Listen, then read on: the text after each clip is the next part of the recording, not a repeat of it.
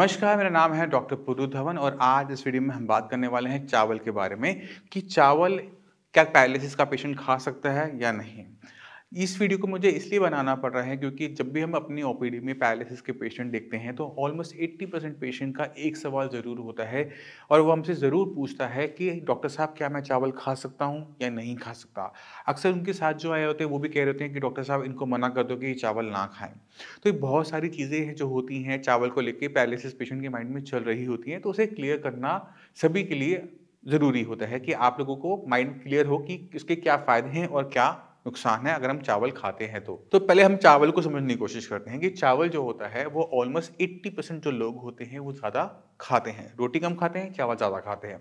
अगर हम इंडिया से बाहर चले जाएँ तो मेन डाइट चावल ही होती है, ख़ासकर अपनी ईस्टर्न कंट्रीज़ के अंदर। जैसे जापान हो गया, अपना इंडोनेशिया हो गया, वहाँ पे रोटी नहीं खाई जाती, वहाँ पे ब्रेड खाई जाती है या फिर चावल खाए जा रहे होते हैं। तो चावल जो होता है वो किसी भी टाइप का नुकसान नहीं पहुँचाता उन लोगों को जिन्होंने पूरी ज़िंदगी चावल ही खाया है। अगर किसी इंसान को जो चावल खाता आ रहा है, मैं उसे बोलूँगा कि आपने चावल नहीं खाना, आप रोटी खाना शुरू करो, तो उस पेशेंट को गैस, एसिडिटी, पेट में दर्द, लूज़ मोशन सब कुछ शुरू हो जाएगा। मगर अगर मैं इसी तरह से जो रोटी खाने वाले लोग हैं, जैसे नॉर्थ इंडिया में रोटी ज़्यादा खाई जाती है, उनको बोलूँ कि आपने सिर्फ़ चावल खाना है, तो उनको सैटिस्फैक्शन नहीं लगती, उनको वो अच्छा नहीं लगता कि मेरा पेट भर गया, उनको फीलिंग नहीं आती क्योंकि चावल पचने में बहुत फ़ास्ट होता है, जल्दी पच जाता है। जल्दी पचने की वजह से पेट जल्दी खाली हो जाता है और पेशेंट को कभी भी सैटिस्फैक्शन नहीं लगती। इसलिए नॉर्थ इंडिया में अगर कोई चावल खा रहा है तो साथ में आधी एक रोटी वो ज़रूर खाता है क्योंकि वो उसके लिए ना नॉर्मल चीज़ है। तो आपको समझना पड़ेगा कि आपकी डाइट क्या रही है मेनली। अगर आप राइस ज़्यादा खाते रहे हैं तो आप राइस खाइए, कोई नुकसान नहीं होता राइस खाने से किसी पैरालिसिस पेशेंट में। और अगर आप चावल नहीं खाते, आप रोटी ज़्यादा खाते हैं तो आप रोटी खा सकते हैं, रोटी खाने से कोई नुकसान नहीं होता किसी पैरालिसिस पेशेंट को। पर अगर चावल के साथ एक सावधानी हमें रखनी पड़ती है कि चावल हमें बासा नहीं खाना होता। अगर चावल मैंने कल बनाया था और मैंने अगले दिन उसमें दही ऐड कर दी, तो दही चावल बन जाता है, जिसे अब साउथ इंडिया में बहुत ज़्यादा पसंद किया जाता है। ये जो हम खाते हैं दही चावल और चावल इसमें बासा इस्तेमाल किया जाता है, उससे दिक्कत होती है, उससे ज़्यादा परेशानी बढ़ जाती है एक पैरालिसिस पेशेंट में। तो हमने बासा चावल अवॉइड करना है। ताज़ा अभी बना हुआ, अभी कुकर से निकला हुआ, अभी कुक किया हुआ चावल आपको नुकसान नहीं करेगा। जिन पेशेंट को डायबिटीज़ की दिक्कत है, उनको चावल वैसे भी बंद किया जाता है, मना किया जाता है। तो उनको हम क्या कह सकते हैं कि अगर आपकी शुगर कंट्रोल में रह रही है, तो आप चावल लो, चावल को कुक करो, तो जो मांड आती है ना, उसे उतार दो। तो उस मांड क्या होती है? वो स्टार्च होती है। चावल के अंदर जो स्टार्च है अगर निकल जाएगी, तो उसका जो ग्लाइसेमिक इंडेक्स होता है, यानी वो हमारी ब्लड में कितनी शुगर देगी, वो डाउन हो जाता है। जिसकी वजह से शुगर की पेशेंट को भी दिक्कत नहीं होती चावल खाने से। मगर शर्त यही है कि डायबिटीज़ कंट्रोल में हो। तो चावल आप लोग लीजिए, बस आपने ध्यान के रखना है कि साथ में कुछ भी खट्टा नहीं खाना और खासकर जब आप हमारी मेडिसिन साथ में ले रहे होते हैं। खट्टे खाने से कोई नुकसान नहीं होता किसी पैरालिसिस पेशेंट को, बट जब आप खटाई खाते हैं मेडिसिन के साथ और खासकर साइंस की मेडिसिन के साथ, तो मेडिसिन को काम नहीं करने देती खटाई। तो आप दही नहीं खा सकते, अचार नहीं खा सकते, सॉस, केचप, जैम, ये जितनी भी खटाई वाली चीज़ें होती हैं, ये सारी की सारी पूरी तरह से बंद कर दी जाती है जब आप साइंस इंजीनियरिंग का ट्रीटमेंट ले रहे होते हो। अगर आप ट्रीटमेंट नहीं ले रहे, तो आप खट्टा भी खाओगे तो आपकी बॉडी को कोई नुकसान नहीं होगा।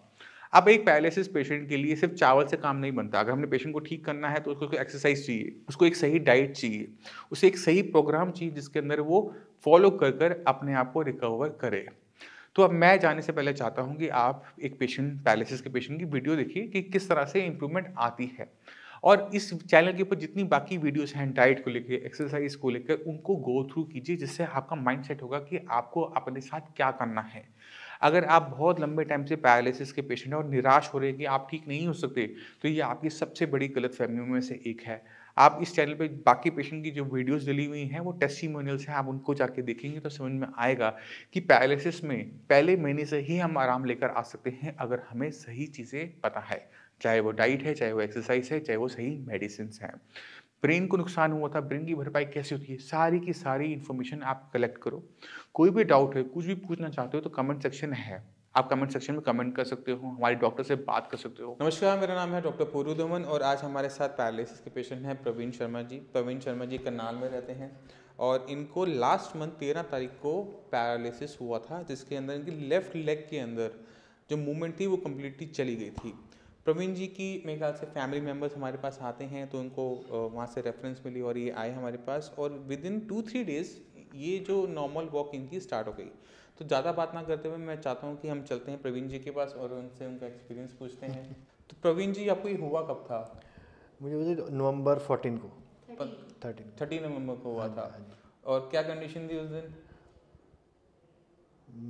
-0 कंडीशन थी। -0 कंडीशन जैसे ना -0 ठंडा हो जाता है ना, टेम्परेचर हो जाता है। हाँ। मतलब इतनी बुरी कंडीशन थी कि मैं उसको माइनस, इससे नीचे कोई फिगर नहीं थी कि मैं दे नहीं पा रहा था। चल पा रहे थे? बिल्कुल नहीं। हाथ ठीक थे? हाँ ठीक थे। वीकनेस थी एक हाथ में? हाँ जी, हाँ जी। बोलना ठीक था? बोलना ठीक था जी। बोलना ठीक था। तो आपको यहाँ का एड्रेस किसने बताया था साइंस संजीवनी का? पहले तो ये बताओ। देखो, साइंस संजीवनी का एड्रेस मुझे मेरे घर से मिला। मेरे छोटे भाई की वाइफ को पैरालाइज हुआ पिछले 2-3 साल पहले। अच्छा।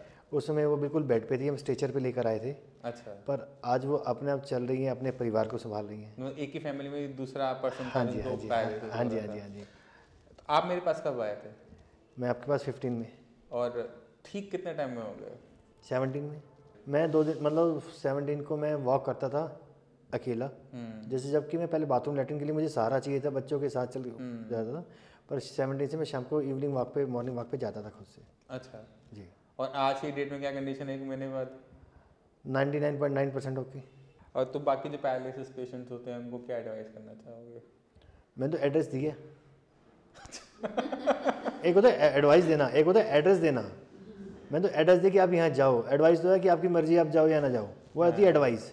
एक होता है एड्रेस, भाई यहाँ आपको कंफर्म जाना है। अच्छा, तो अब चलने में कोई दिक्कत नहीं? चलने में कोई दिक्कत नहीं।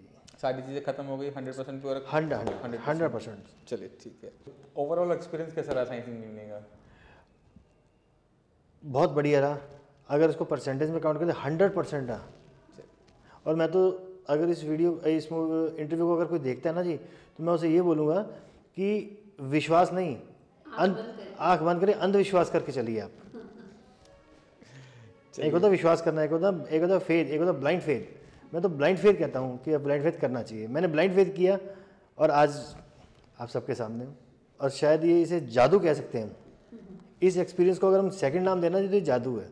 जादू नहीं है, क्योंकि हम बहुत जल्दी स्टार्ट किया था हमने ट्रीटमेंट, क्योंकि एक ही दिन हुआ था। हाँ जी। इस वजह से रिकवरी उतनी मैंने इतनी रिकवरी जो मैंने फील की है साइंस संजीवनी में आके, इतनी रिकवरी मैंने कभी किसी से सुनी नहीं है कि किसी हॉस्पिटल में जाके और उन्होंने कहा जी आप वहाँ चले जाओ, उस ट्रीटमेंट में आपको होगा।